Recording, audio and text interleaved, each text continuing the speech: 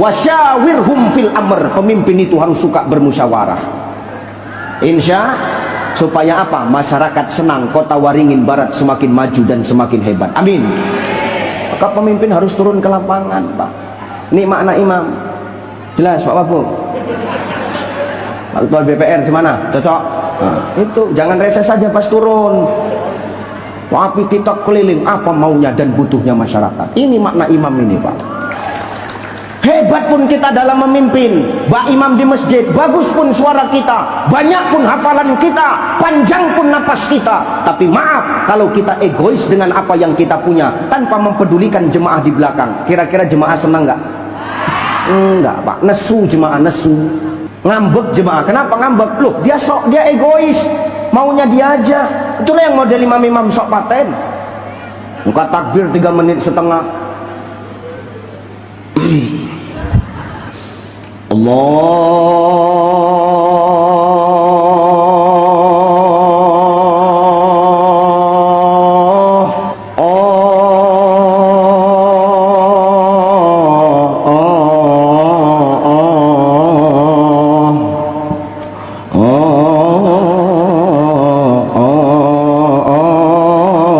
Akbar. Kira-kira jemaah seneng nggak? Jemaah nyambung di belakang. Imam nggak ada otak ini, Kak. Kenapa nggak dipikirkannya kita yang tua-tua? Ini baru takbir, Kak. Cemana coba ini? Baca Fatihah. Kebetulan beliau Qori. Pakainya lagu tilawah. Bismillahirrahmanirrahim.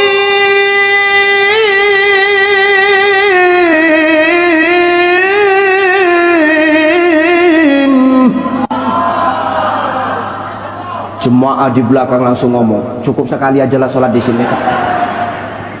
Ini baru bismillah aja kayak gini, Kak. Cemana coba ini kayak gini kita mau cepat pulang, sementara bismillah aja sepanjang segini. Itu imam di depan baca ayat, ini ibu 2 orang di belakang cerita. Jadi cemana, Kak? Ya cemana tahankan, kan udah aku bilang dari awal jangan di sini, ini imamnya lama tapi kau bandal. Itulah kau kadang-kadang nggak pernah kau dengar omongan orang tua. Kau anggap orang tuanya omongannya nggak bener, tapi kalau udah kayak gini siapa yang salah? Kau yang salah kan? Ya namanya aku nggak tahu. Kalau udah kayak gini mulutmu ngomong nggak tahu. Jadi cemana lagi? Ya udahlah, Kak, kalau gitu aku besok ikut kakak aja. Kau hari ini baru kau nyesal kau mau ikut aku. Dari tadinya kau ingatkan ngomong, Pak. Jadi cemana ya? Besok kita pindah cari masjid yang lain, cari yang imamnya paham, cari yang imamnya kencang. Ya udahlah, Kak, aku ikut. Oke. Besok pindah ke masjid lain. Rupanya imam yang di sini pindah ke sana juga. Tengok iki meneh. Artinya apa, Bapak Ibu? Pemimpin harus lintalahum supaya dicintai masyarakat. Pemimpin harus wasyawirhum fil amr, suka datang ke masyarakat, suka nanya, ngumpul sama masyarakat, supaya apa? Cinta masyarakat dengan pemimpinnya. Insya Allah. Tepuk tangan untuk pemimpin-pemimpin di negeri Kota Waringin Barat ini. Amin. Mudah-mudahan pemimpin-pemimpin di negeri Kobar, Kota Waringin Barat ini adalah pemimpin yang lembut hati dan suka bermusyawarah. Amin. Insya. Maka dengan jabatan jangan buat awak sombong, Pak. Jelas. Nggak usah nunduk-nunduk. Tengok aku. Tadi lantam kali kau. Tengok aku. Jangan nunduk-nunduk. Lanjut. Gimana? Masih tahan? Wih, ini nampaknya nanti wakil bupati, ketua DPR dan Lanut sama Kapolres ini rapat 4 orang ini. Jangan lagi undang Ucai itu, kan? Kenapa? Lancip betul mulutnya, habis kita digiling, kan? Aku nggak apa-apa, nggak diundang lagi. Patah tumbuh hilang berganti. Nggak masalah, nggak diundang lagi. Ada kadang panitia begitu, nggak usah lagi undang Ucai itu. Kenapa? Lancip betul mulutnya. Oke. Sebulan menelpon, Ustadz datanglah ceramah tempat kami, tapi kalian nggak mengundang aku lagi. Yang ngomong gitu orangnya udah mati, Ustadz. Oh cocok, aku bilang. Maka jangan bercakap yang aneh-aneh. Cepat kalian mati nanti. Hati-hati.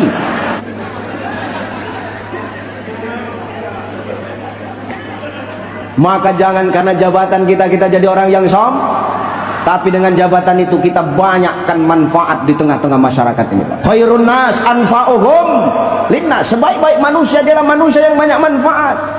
Manfaat, apalagi manfaat baik. Ketika kita wafat, kebaikan yang kita tinggalkan, maka kebaikan itu akan meninggalkan doa untuk kita.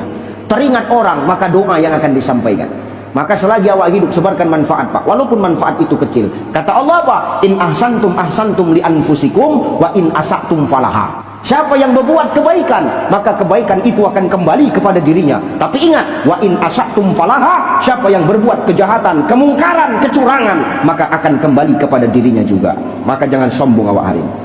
Hidup ini bagai lampu dinding yang dinyalakan di malam hari. Apabila minyak sudah kering, ia kan pasti padam sendiri. Demikian hidup manusia selama hidup di dunia ini.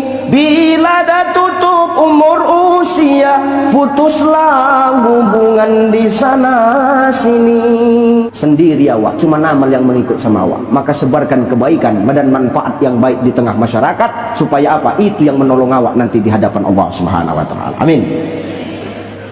3. Yang membuat orang sombong itu apa, Ustaz? Ilmu, Pak. Banyak orang yang sombong karena ilmu dia. Kadang banyak ilmunya, dia sombong, menganggap yang lain tak tahu apa-apa, menganggap yang lain bodoh. Padahal orang beriman itu semakin dia berilmu, semakin dia banyak mendengar, Pak. Semakin dia banyak ilmu, semakin banyak dia kurangnya. Sehingga dengan merasa kekurangan itu, dia akan terus mencari ilmunya. Maka dengan ilmu awak sekarang yang Allah titipkan sama kita, jangan awak sombong dengan ilmu itu. Itu titipan. Subhanaka la ilma lana illa ma 'allamtana innaka antal alimul hakim. Kita tak berilmu kecuali apa? Ilmu itu dititipkan Allah sama kita. Maka jangan dengan ilmu awak ni awak jadi orang yang sombong, suka menyalahkan, sikit-sikit salah, sikit-sikit bid'ah, sikit-sikit kafir. Tak boleh. Ini yang merusak itu tadi, Pak. Bak kata Rasulullah, nanti macam buih di tengah lautan, terombang ambing, awak sama awak yang saling merusak itu, Pak. Maka dengan ilmu itu jangan awak sombong. Perkara torik, perbedaan itu biasa, Pak. Perbedaan itu kita jadikan wadah untuk saling mengenal dan saling melengkapi. Jangan dengan perbedaan itu awak buat untuk saling bertikai dan saling menimbulkan bibit-bibit perpecahan. Yang disampaikan Pak Wabub tadi, kata sambutan Ibu Bupati, jangan awak suka terprovokasi sama berita-berita hoax yang mampu memecah belah umat hari ini, Bapak Ibu. Jangan awak karena ilmu awak sombong, sedikit-sedikit menyalahkan. Beda itu biasa. Ini contoh nih, contoh. Loh, yang ngomong Allah, Pak.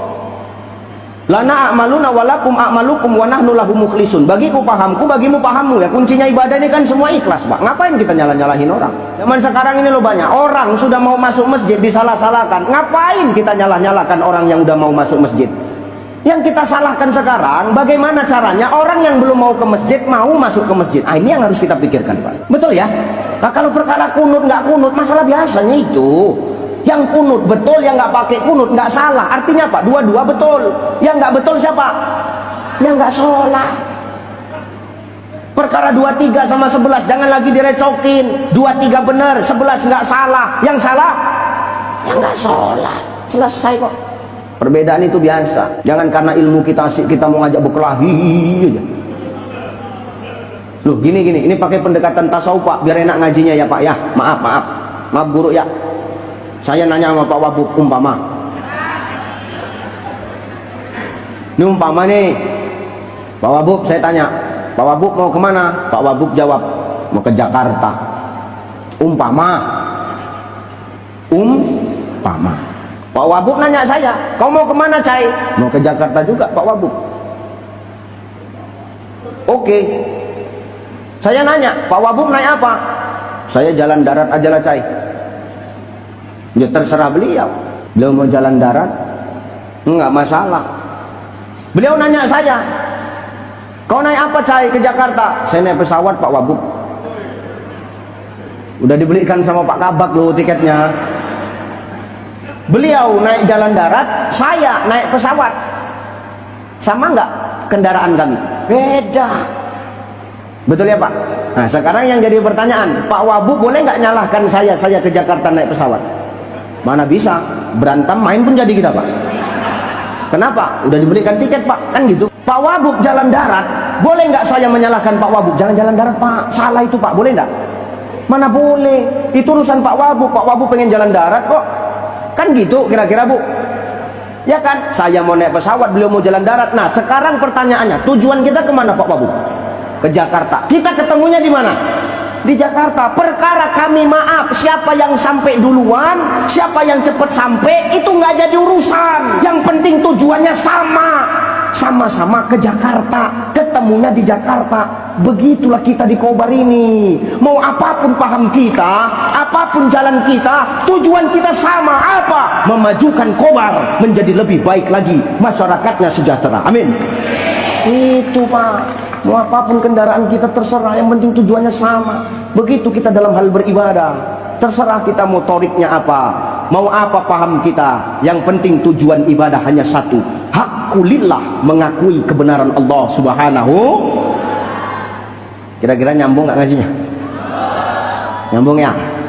Nah, ketiga yang buat orang sombong, harta, jabatan, dan ilmu. Maka sholawat mengajarkan kita agar kita tidak jadi manusia yang sombong, Bu. Ini yang pertama. Yang kedua, wasallimu taslima. Selamat apa yang didapat dari sholawat itu, Ustaz? Selain selamat dari kesombongan, yang kedua, kita selamat dari hati yang keras, Pak. Hari ini banyak orang yang keras hatinya, Pak. Dikasih tahu nggak mau, asal diingatkan dia merajuk, ngambek, besok nggak mau datang. Asal disindir, marah, buat laporan. Nah gitu ada itu. Kenapa orang sekarang hatinya keras? Kenapa orang sekarang diajak baik susah, diajak yang benar kadang sulit? Karena keras hatinya, Pak. Anak-anak kita sekarang kenapa kadang-kadang kalau dikasih tahu payah? Beda anak dulu, beda anak sekarang. Betul nggak, Pak? Betul nggak? Anak dulu sama anak sekarang itu beda. Apa bedanya anak dulu sama anak sekarang? Iya aku tahu Bu, orang dulu memang udah tua, yang udah mati pun banyak, aku tahu. Tapi secara watak, anak-anak dulu, orang dulu sama orang sekarang itu beda, Pak. Orang dulu itu manut-manut, orang dulu itu patuh-patuh. Makanya orang-orang dulu itu mah banyak yang berhasil. Ada yang jadi bupati, ada yang jadi pengusaha, ada yang jadi wakil bupati, ada yang jadi ketua DPR, jadi danlanut, jadi kapolres, jadi kadis. Ini kan orang-orang dulu orang ini.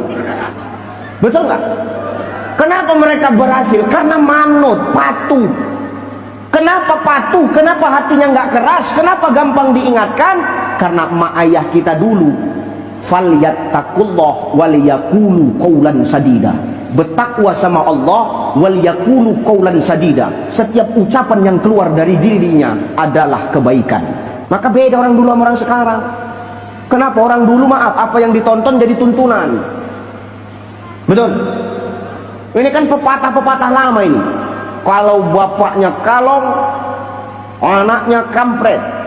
Bapaknya nyolong, anaknya nyopet.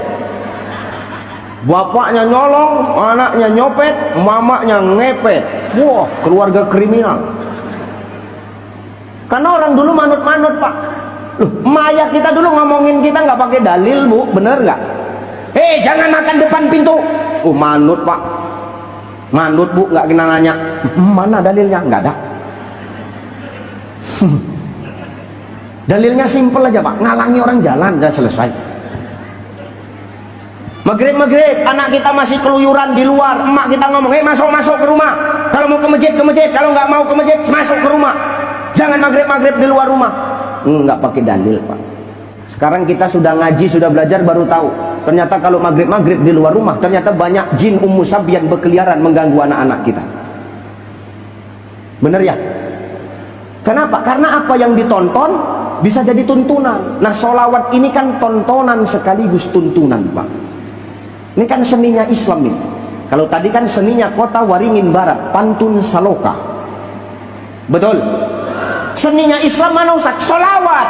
Islam lahir melahirkan seni, Islam datang melahirkan seni. Mana buktinya Islam datang melahirkan seni? Tengok Nabi ketika hijrah dari Mekah ke Madinah. Tala'al badru min saniyatil wajabasyukru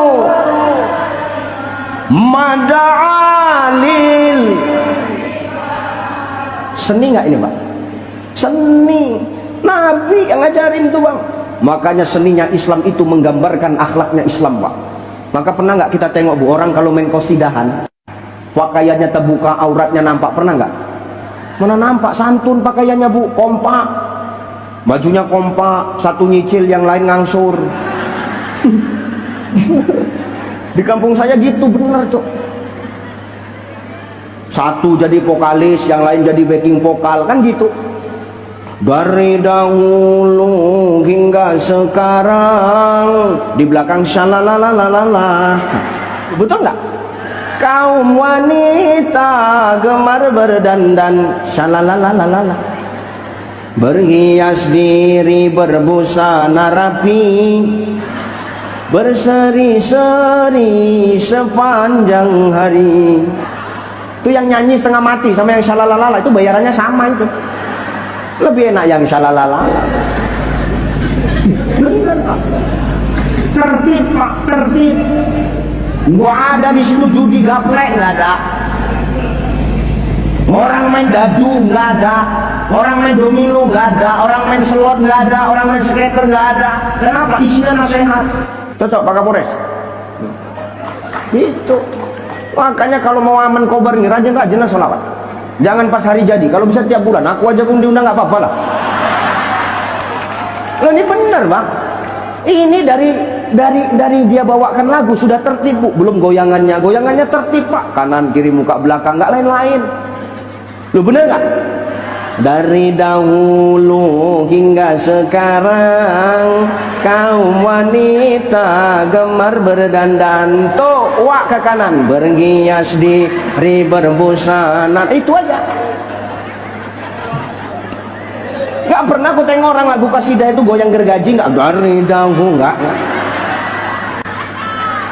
Loh, ini bener. Artinya apa Pak? Seninya Islam itu menggambarkan akhlaknya inilah yang kita buat malam nih Pak. Makanya dengan sholawat tertib, nggak ada orang minum minuman keras, nggak ada orang main judi. Kenapa? Sholawat yang digemakan pada malam hari ini. Shallu ala Nabi Muhammad. Tapi kebanyakan kita sekarang, maaf, kalau hari jadi peringatan ini peringatan itu, yang diundang bukan sholawat. Kobar nilai lain sendiri, sholawat. Diundang artis, didatangkan sound horek. Ya kan Pak, sound horek yang viral tuh, yang kalau bunyi musik pecah kaca rumah orang. Kenapa Ustaz? Karena yang diputar lagu-lagu yang nggak ngandung nasihat, lagu-lagu DJ, lagu-lagu keras tuh. Matikan lampunya dong.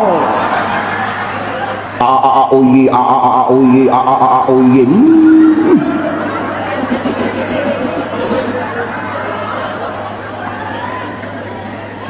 Maka jangan heran Pak kalau anak-anak sekarang ini susah dikasih tahu, susah dinasehati. Orang-orang sekarang payah diajak bener, orang-orang sekarang susah diajak baik. Kenapa? Karena yang ditonton zaman sekarang ini jarang yang bisa jadi tuntunan. Tapi malam ini kota Waringin Barat berbeda. Hari jadinya kita bersolawat mengagungkan nama Rasulullah. Ini gitu. Maka anak dulu beda mana sekarang. Anak dulu maaf, dulu ingat awak ikut main bola Pak. Ada dulu kita ikut LMI. Tahu LMI? Liga Maghrib Indonesia. Asalkan azan berhentilah awak main bola itu, betul? Kalau nggak azan teragim di masjid, teragim di musola tuh berhentilah awak tuh main bola, ya kan? Teragim di masjid. Salatu wassalamu alaihi ya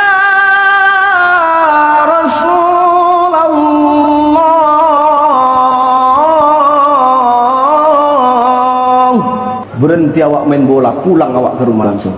Ya enggak Pak? Langsung selesai permainan. Kalaupun sudah bunyi teragim di masjid Bu, enggak pulang awak, emak awak datang ke lapangan bola. Tak pala awak kayu, cukup melotot aja pinggir lapangan.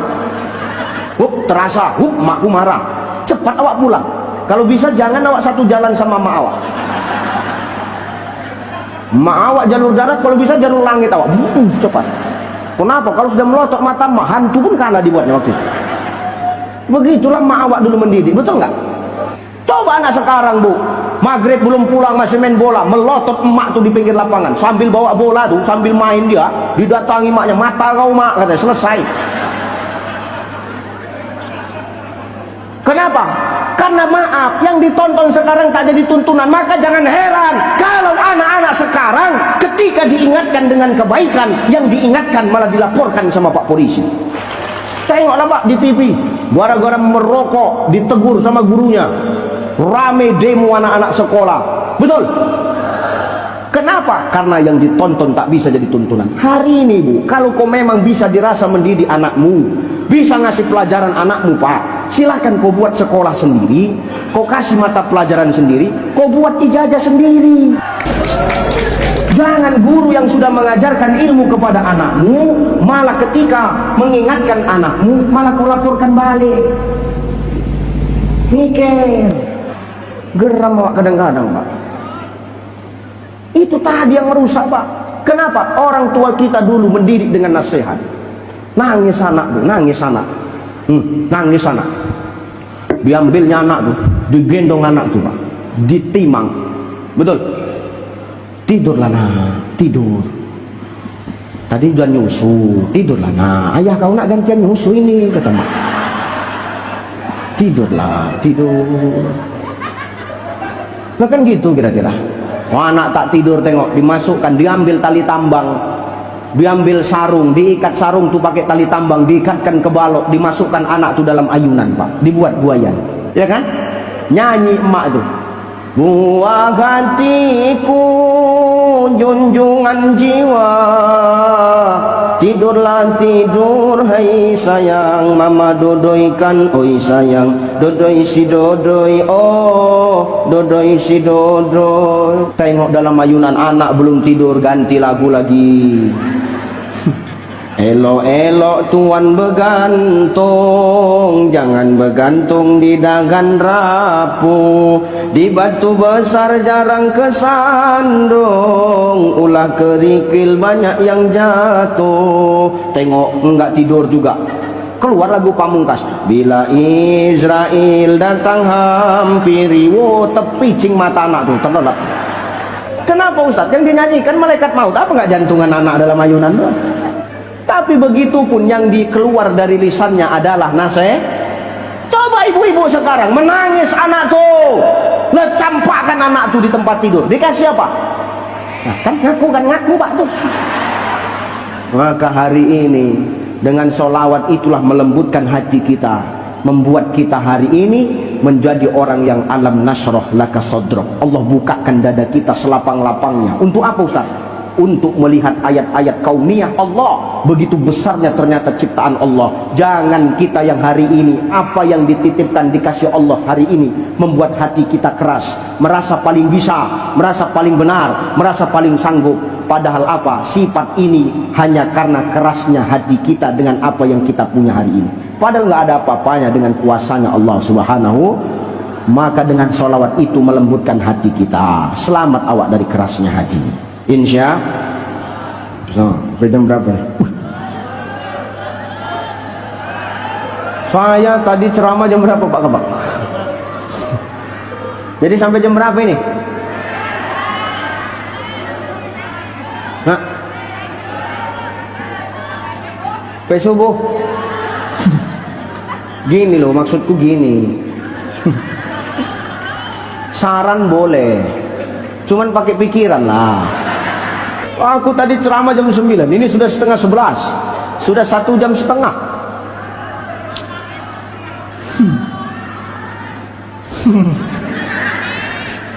Terakhir ya. Cemana Bu? Cemana ini Bu? Harus ada MOU ini, hitung lembur.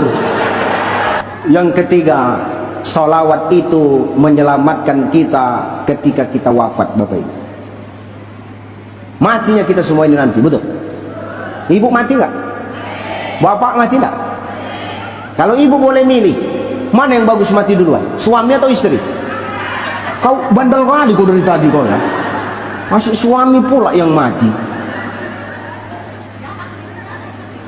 Sekali-sekali kalau mati itu mengalah, nah apa kalian?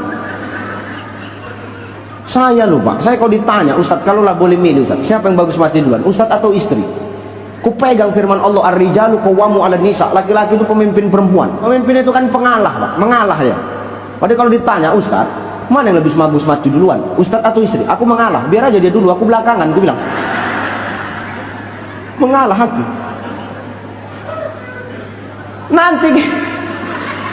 Nanti kita semua ini bakal mati. Orang kaya, orang miskin, raja-raja, rakyat biasa, wakil bupati, ketua DPR, Pak Danlanut, Pak Kapolres, Pak Kadis, Ustadz Ucai.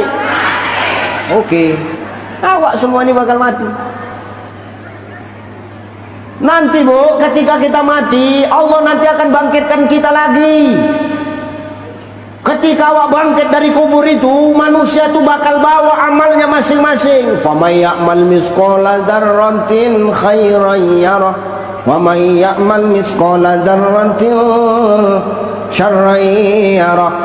Kalau sebesar biji zarrah kebaikannya, Allah tunjukkan. Kalau sebesar biji zarrah kejahatannya, Allah pun juga nampakkan. Ketika manusia bangkit, nanti manusia ini akan kalang kabut. Kemana kalang kabutnya? Cari selamat. Semua cari selamat masing-masing. Akan terjadi pengkhianatan besar-besaran. Kenapa? Karena masing-masing kita cari selamat. Suami lupa sama istri, istri tak peduli sama suami. Orang tua tak ingat anak, anak tak peduli orang tua. Kita akan cari selamat masing-masing. Kenapa? Yauma yakunun nasu kal farashil mabsus. Waktu itu manusia bangkit bagaikan anai-anai yang bertebaran. Apa anai-anai itu, Ustaz? Ada yang mengatakan anai-anai itu kunang-kunang. Ada yang mengatakan anai-anai itu laron. Laron ngerti? Karena ada binatang yang habis hujan keluar, yang sayapnya tipis itu, yang berseraan itu. Manusia waktu itu macam begitulah, berserak sana, berserak sini, berkumpul sana, berkumpul sini, payah disatukan. Kenapa Ustaz? Waktu itu cari selamat kita. Ditugaskan dalam kitab Al-Lu'lu' wal Marjan, Sahihun Bukhari Muslim. Kata Nabi, nanti manusia ketika bangkit dari dalam kubur, andai kata dulu dia, nanti dia dibangkitkan bersama orang yang dia cintai, lalu orang yang dia cintai ditarik ke dalam neraka, maka dia akan pergi meninggalkan orang yang dia cintai. Contoh, umpama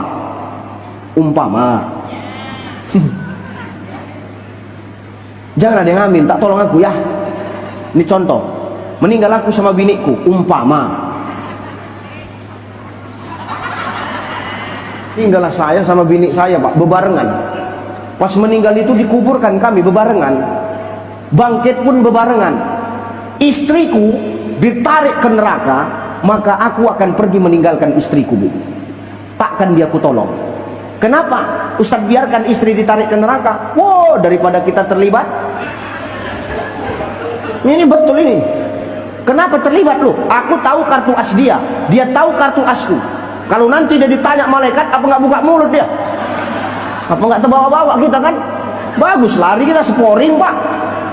Sporing awak lari Pak. Ini terjadi nih Pak, sporing lari. Walaupun ujung-ujungnya ketangkap, paling tidak bisa awak merokok 3 batang dulu. Cari inspirasi, betul. Betul ini Pak. Daripada terlibat. Sangkingkan mau cari selamatnya kita, begitulah kita Pak. Kita tinggalkan orang yang kita cintai, berkhianat kita waktu itu. Kalang kabut, carut marut manusia waktu itu. Tapi tengok, di keadaan kalang kabut, di keadaan carut marut, ada satu sosok laki-laki yang dia datang mencari umatnya Pak. Aina ummati, aina ummati, aina ummati, mana umatku, mana umatku, mana umatku. Siapa kira-kira yang datang? Rasulullah Muhammad sallallahu alaihi.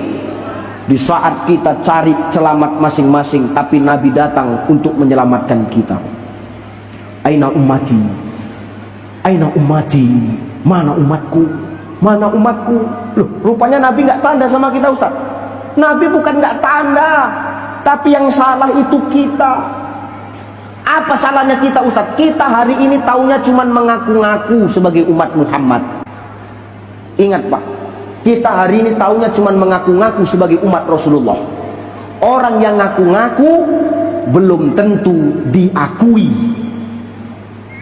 Simak, orang yang ngaku-ngaku belum tentu diakui.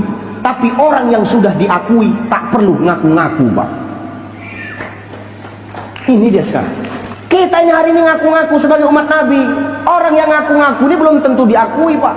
Kenapa gitu, Ustaz? Saya kalau ditanya, "Cai, kenal kau sama Muhammad sallallahu alaihi wasallam?" Muhammad sallallahu alaihi wasallam itu nabi utusan Allah, pembawa risalah kebaikan dari Allah melalui perantara malaikat Jibril disampaikan kepada Rasulullah. Muhammad disampaikan kepada umatnya. Aku termasuk umat Rasulullah. Aku kalau ditanya, aku tahu siapa Muhammad. Tapi kalau pertanyaan itu dibalikkan, kira-kira Rasul kenal nggak sama aku? Kenal nggak sama aku? Belum tentu Rasul itu kenal sama aku. Sama aku aja belum tentu kenal, apalagi samamu. Pede kali enggak katanya. Jadi supaya aku ini nggak ngaku-ngaku, supaya aku diakui cemana Ustaz? Supaya kita ini, aku ini diakui sebagai umat Muhammad. Ya kalau aku supaya diakui, rajinlah aku sapa. Cemana caranya? Ya rajinlah awak membasahkan bibir awak ini dengan sholawat. Rajinlah awak berhadiahkan sholawat untuk Rasulullah. Rajinlah awak ikut majelis sholawat. Supaya apa? Supaya Nabi kenal dengan kita. Ya dengan Ibu Hajah Nur Hidayah, Bupati Kota Waringin Barat. Saya kenal dengan beliau, tapi beliau belum tentu kenal dengan saya. Kan begitu, Bu? Umpama ini, umpama iya gitu, Bu. Biar cepat ini, Bu. Ya kan? Saya kenal dengan Bu Nur Hidayah, tapi Bu Nur Hidayah belum tentu kenal sama saya. Tapi setiap kami ketemu, beliau selalu saya sapa. Assalamualaikum Bu Hajah. Waalaikumsalam. Pertama biasa aja. Besok ketemu lagi. Assalamualaikum Bu Hajah. Waalaikumsalam. Mulai bertanya Bu Hajah sama Pak Wabuk. Pak Wabuk, siapa itu? Kalau jumpa sama aku selalu ngasih salam. Itulah Ustadz Ucai itu. Kata Pak Wabuk, oh itu Ustadz Ucai. Kata Ibu Bupati kan. Besok ketemu saya dengan Ibu Bupati sama Bu Hajah Nur Hidayah. Assalamualaikum Bu. Waalaikumsalam Ustadz Ucai. Awalnya cuek tapi bisa kenal. Kenapa? Karena setiap ketemu ku selalu ku sapa, selalu ku sebut namanya, selalu beliau ku kasih salam. Begitulah kita ini dengan Rasulullah, Pak Bu. Bagaimana kita mau dikenal sama Nabi, dikenal dengan Rasulullah, kalau kita saja tak pernah memberi salam, tak pernah menyebut nama Nabi, tak pernah menyenangkan Nabi dengan sholawat menyebut-nyebut namanya, Bapak Ibu. Maka kita ini cuma ngaku-ngaku, belum tentu awak diakui. Maka nanti bangkit kita dari kubur, Nabi itu akan cari, aina umati, mana umatku, mana umatku, mana umatku. Ternyata orang yang rajin sholawat di dunia, ketika bangkit dari kubur, Bapak Ibu, ada bedanya sama orang yang nggak pernah sholawat.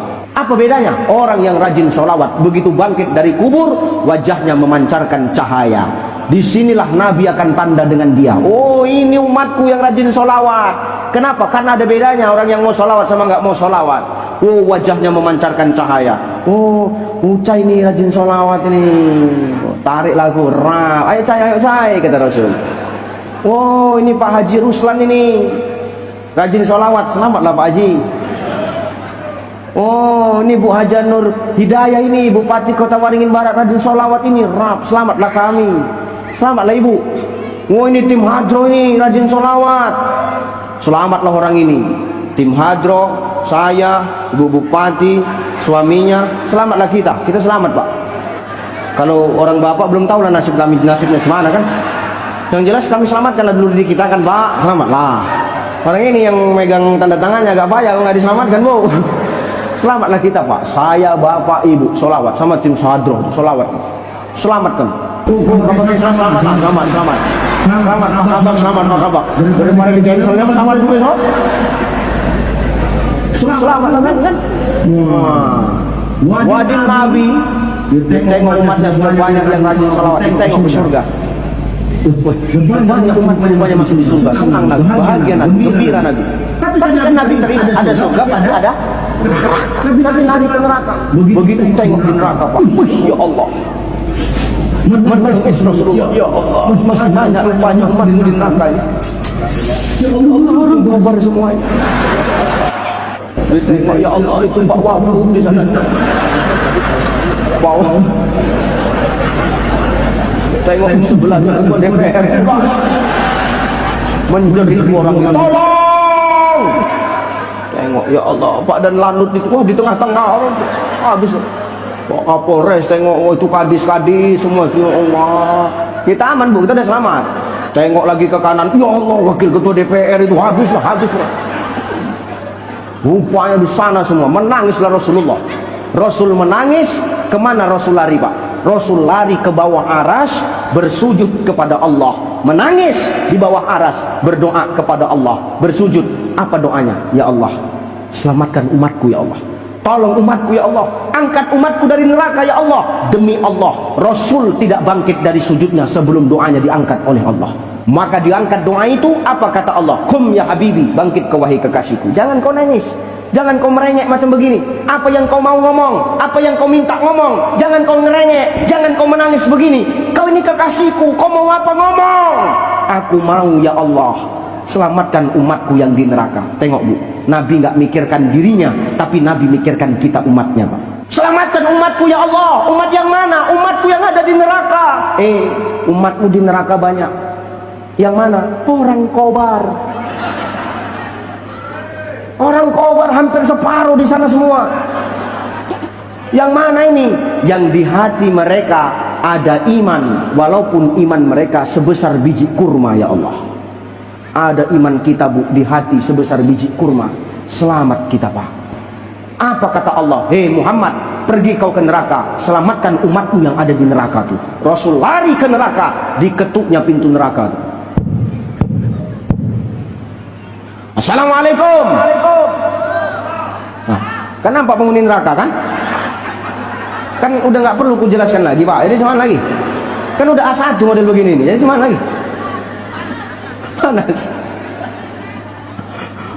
Dijawab sama malaikat Malik. Waalaikumsalam. Siapa di luar? Aku Muhammad. Oh, kau Mat? Iya Li.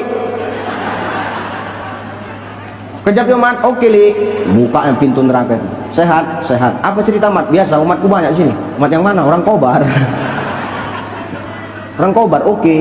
Nah, orang Kobar rata-rata di sini semua Mat. Yang mana satu? Yang di hati mereka ada iman sebesar biji kurma. Oke, Malik lompat ke lautan api neraka, diangkatlah orang-orang yang punya iman sebesar biji kurma itu Pak. Diangkat, dicuci di telaga Al-Kausar, dibersihkan, disemprot, diberus, di blender, semualah. Supaya habis kerak-kerak neraka tuh. Dicuci di telaga Al-Kausar, bersih balik ganteng umat Muhammad yang punya iman sebesar biji kurma. Begitu diangkat dari telaga Al-Kausar, pintu neraka ditutup. Ditanya sama Malik, Nabi mengabsen. Udah semua ini? Udah. Nggak ada yang tinggal? Nggak ada. Yakin kau Malik? Nggak ada yang tinggal? Yakinlah. Dari mana kau yakin? Aku kan ngangkat sesuai data. Data ini kau dapat dari mana? Dari Dinas Disduk Capil. Dari sana dapat. Iya, inilah orang-orangnya. Oke, kan gitu Bu. Wah, tengok diperiksalah sama Rasulullah. Oh iya, udah semua ini. Tengok, Pak Wabub belum. Belum. Ketua DPR sama. Kadis-kadis itu sama di sana semua. Belum.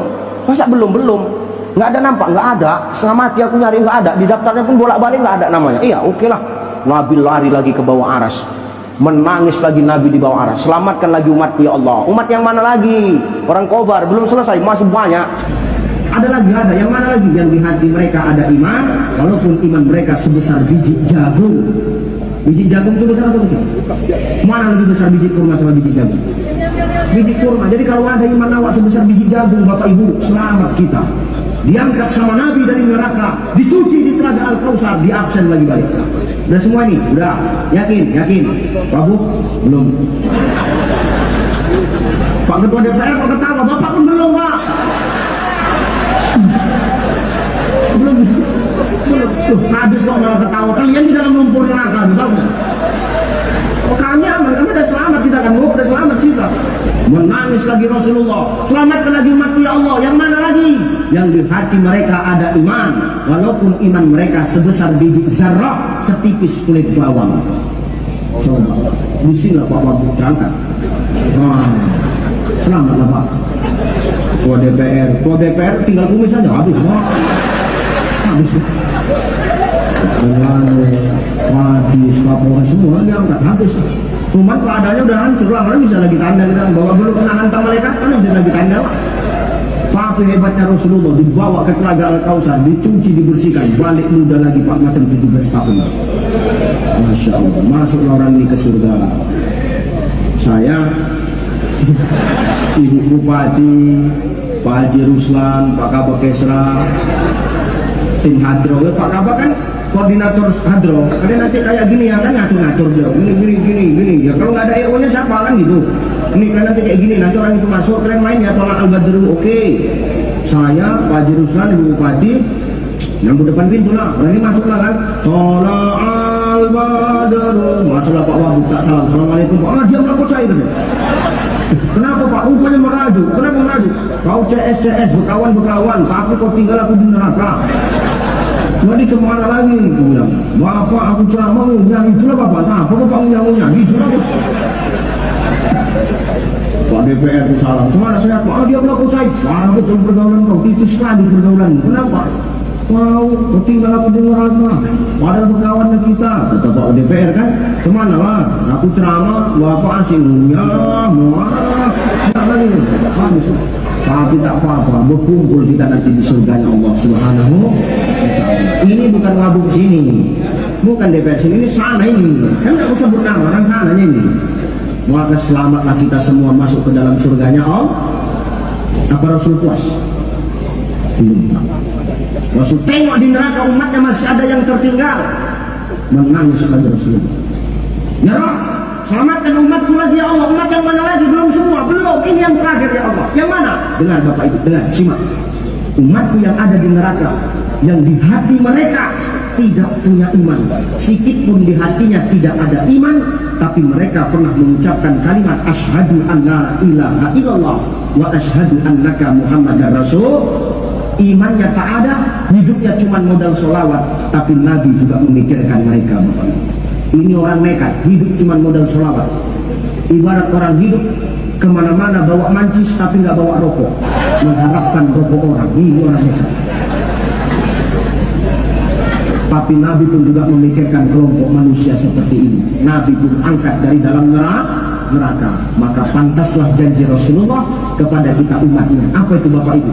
Tidak akan ada umat yang masuk ke dalam surga sebelum kita umat Rasulullah ini masuk ke dalam surga Allah dulu.